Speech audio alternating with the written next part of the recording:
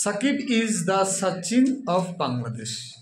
এর অর্থ হচ্ছে সাকিব হচ্ছে আমাদের বাংলাদেশের সচিন। সচিন টেন্ডুলকার হচ্ছে ওয়ার্ল্ডের বেস্ট প্লেয়ার ছিল একসময়, দুনিয়া কাঁপানো। যদিও সাকিব ওয়ার্ল্ডের অলরাউন্ডার 1 নাম্বার, কিন্তু সচিন আবার অন্য লেভেলে।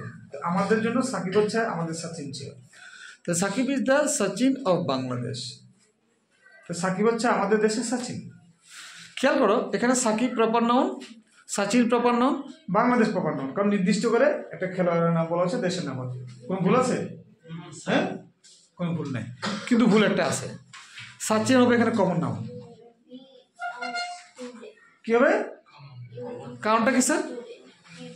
স্যার সচিন তো পৃথিবীর সকল খেলোয়াড়ের নাম আপনি বললেন, আবার সচিন একটা নির্দিষ্ট প্লেয়ারের নাম, তাহলে এটা আবার কেমনে কমন নাউন হইল, তাই না? মনে রাখবা, যদি কোনো প্রপার নাউনের শুরুতে আর্টিকেল ইউজ করা হয়, আর দি আর্টিকেল না, এটা কমন নাউন হয়ে যাবে। কি হয়ে যাবে?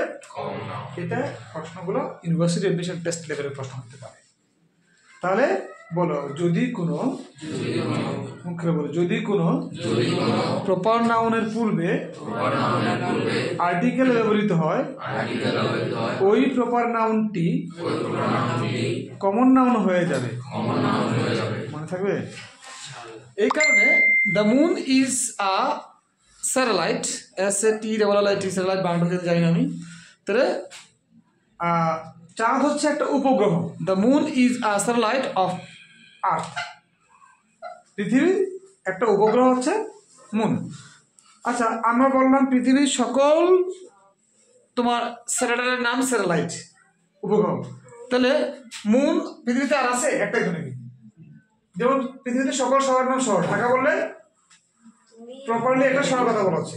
যখন মুন বলা হচ্ছে, পৃথিবীতে যত স্যাটেলাইট আছে তার মধ্যে এটা একটা প্রপারলি একটা স্যাটেলাইটের কথা বলা হয়েছে, উপগ্রহের কথা বলা হয়েছে। তাহলে এটা কি হওয়া উচিত?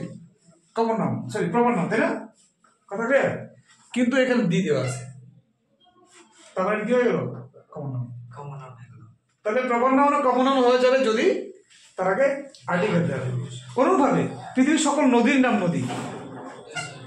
যদি পদ্মার আগে দি থাকে তা পদ্মা, তাহলে এটা কমন নাউন। কথা ক্লিয়ার? তো কেউ পদ্মা বললে হবে, এটা প্রপার নাউন হবে। আর যদি দি সহকারে বলে, দি পদ্মা, দ্য যমুনা, দ্য মেঘনা, তারপরে এটা কি হয়ে গেল? মনে থাকবে? এটা ভেরি ইম্পর্টেন্ট টপিক।